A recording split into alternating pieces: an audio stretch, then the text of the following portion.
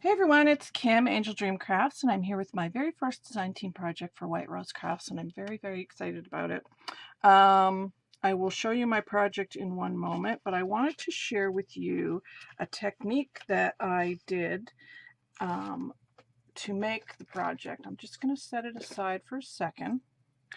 And what you do is you take your distress inks and distress oxides and an embossing folder, and you rub the ink on the back side, well, not the outside, but the negative side of your embossing folder, and you rub it on and rub it on and rub it on.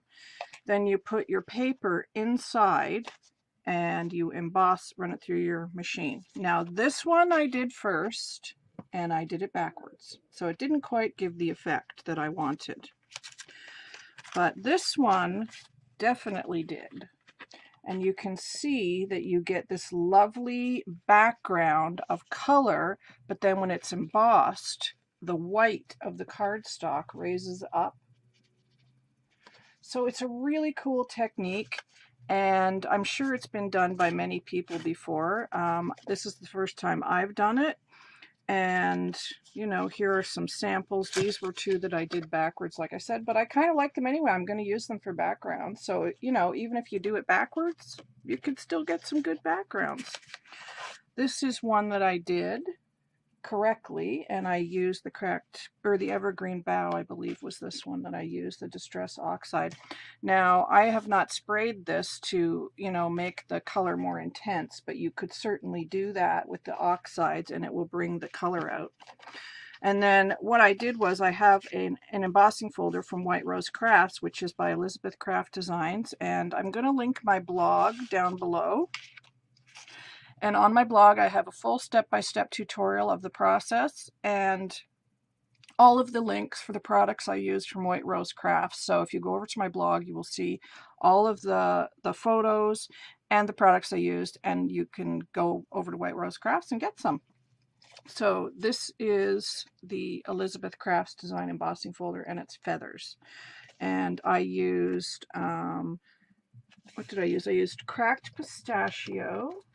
Let's see, what did I use here? I used cracked pistachio, broken china, and then I used, for the distress oxides, and then for the ink, I used Stormy Sky, which is this one, or Faded Jeans. Pardon me, I don't know why I don't have my ones out here, but of course I'm never organized. This is the ink one. So you can see that the darker background really makes the white stand out. And I'm sorry, I've got paint on my hands. I'm working on another project. So you can see the darker ones. Now, what I would recommend when you're doing this is you ink up the side, run it through, and it'll come out maybe kind of light. If you want it darker, you just ink it up again and run it through. Make sure your embossing folder is lined up each time, but just run it through every time with more ink. And, you know, 2 or 3 times, and you'll see my project, you get decent coverage. Like you can see here, that's pretty good. But I love the effect that it gives. To me, like, it just reminds me of Wedgwood in a way. So I really like this effect, and I'm probably going to do it again on other things. But what I decided to do was take the colors that I had and cut them into squares and rectangles like this. And I thought they looked like tiles, so I kind of matched them up like so, and I added them to my project. So let me, oh, it was tumbled glass I used in the oxide, sorry about that. So let me show you my project now. And it is a frame from Michaels, and you can see the back. I will finish the back off, but I want to show you that it is just one of those $1.50 frames from Michaels. And here it is. And you can see the effect that it gives. So they kind of are like faux tiles. Very cool effect. And I thought, okay, I've got tiles down here. Tiles have grout, so I needed to figure out what to do for grout. So I took my texture paste from DecoArt and I went in between the tiles. And there you can see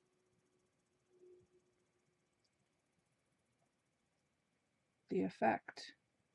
So I thought it was really cool and different and unusual. And you know, you can do this in any color. Of course, my favorite colors are the blue tones.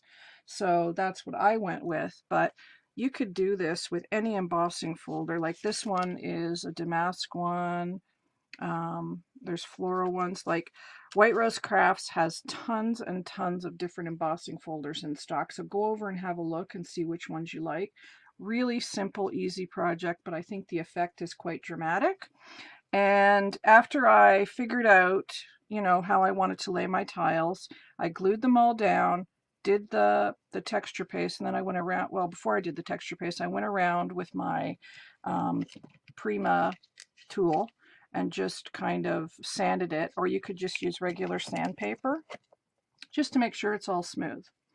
In the center here, I used a stamp set from White Rose Crafts, and it is the Kelly Creates one. And I used the Breathe sentiment because I thought the frame was like, you know, had enough going on. So I wanted something simple. The paper is from the Winter Memories paper pad from White Rose Crafts. The Recollections flowers here and here and here are from White Rose Crafts, and this is what they look like. And that's the Michael's Recollections brand, which I'm so excited. They sell Recollection stuff in her store. So excited. And then the feathers here I made out of paper and wire. And it's a very simple way to do it. I'm happy to do a tutorial on the feathers. If you guys want one, let me know in the comments down below. And then I just added some pearls from my stash. And then this is the American Crafts glitter ribbon here in the corner. So that's it.